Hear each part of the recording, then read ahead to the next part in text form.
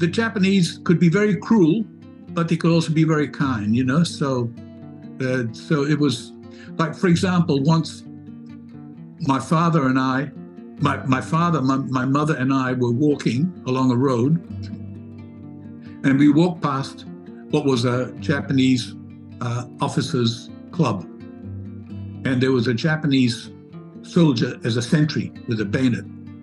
And when my mother and father walked past, they bowed to him, but they didn't bow low enough. So he got really annoyed that they were rude to him for not bowing low enough. So at bayonet point, he forced them to kneel on the ground, you know. And so it was all sharp little stones. So my father and mother were leaning on the ground, kneeling on the ground, and I was standing there. And the Japanese officers came out to see what was happening. They saw my father and mother kneeling. They saw me, and I had golden hair. And the Japanese love golden hair. You know, if they pat a golden hair, it's good luck. So they all started patting on the head, biscuits and all that. And there I was eating biscuits while my poor old parents were kneeling. So, you know, it's...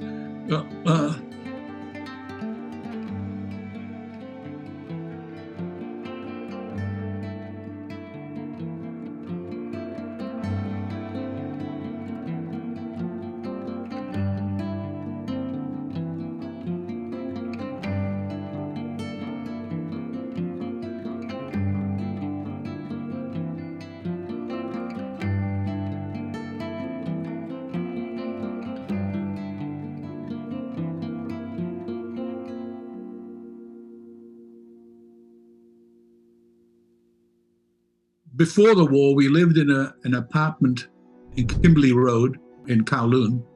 Both of my parents were working and they were making good money before the war. My father was, apart from mining, he was also working for the British government building air raid shelters and so on. So, and my mother had a good dressmaking business. So they then bought a flat in Ashley Road. So when the Japanese occupied Hong Kong, the whole family went to Hong Kong Island. My father worked for a company called Marsman, which built the air raid shelters for the British government, and they set aside one shelter for their senior employees and their families, and so we were there. And then when we went back to try to go back to the Kimberley Road flat, we were stopped by the Kempeitai, the Japanese secret police, and they wouldn't let us go into our flat in Kimberley Road, and all our possessions were there. My mother left everything there, you know. So we then had to live in actually just behind the Peninsula Hotel, actually, you know, around the corner from the Peninsula Hotel in Kowloon. We then lived in one room, and all the other rooms, my family rented out to other Russian families to make some money to survive. And our room was in the back, away from the street, overlooking like a hole, you know. And right across from where we were, right across there, the windows was another flat, and that flat was used by the Japanese army as a brothel for corporals and sergeants, for non-commissioned officers. And it was, you know, it was an awful thing. But my brother and I, you know, I was only 4, you know, I was 4 or 5 and he was 6 or 7, you know, and we would look there, my mother would grab us and pull us away from the window so as not to see and so on. So it was pretty horrible. There was various Russian families living with us in Ashley Road. And one Russian man, he was a keen astronomer, and he had a telescope. And he used to go up on the roof because we were on the 3rd floor. We had access to the roof. He used to go on the top floor and look at the stars with his telescope.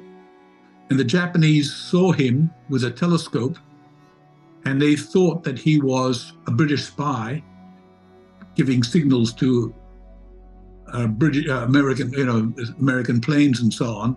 So they came up and they dragged him up to the roof, They tied him up and they were beating him until they were satisfied that he was not a spy. But that scared everybody in the flat. So anytime the soldiers came along to knock on the door, my father was the only person who was brave enough to open the door. And, so what would happen, he would open the door and there'd be these sergeants and corporals, and they went up they were supposed to go next door to the brothel, but they came up to us. So my father would have to sort of point there, blah, blah, blah, and, and get rid of them.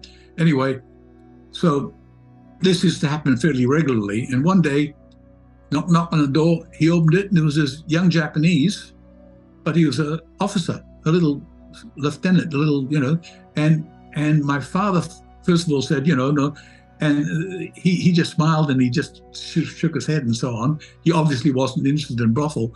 So my father didn't know what to do, and he didn't want to slam the door on a Japanese officer's face. That would have been a big mistake. So he left the door open and he went back to the room, and this Japanese officer followed in the room.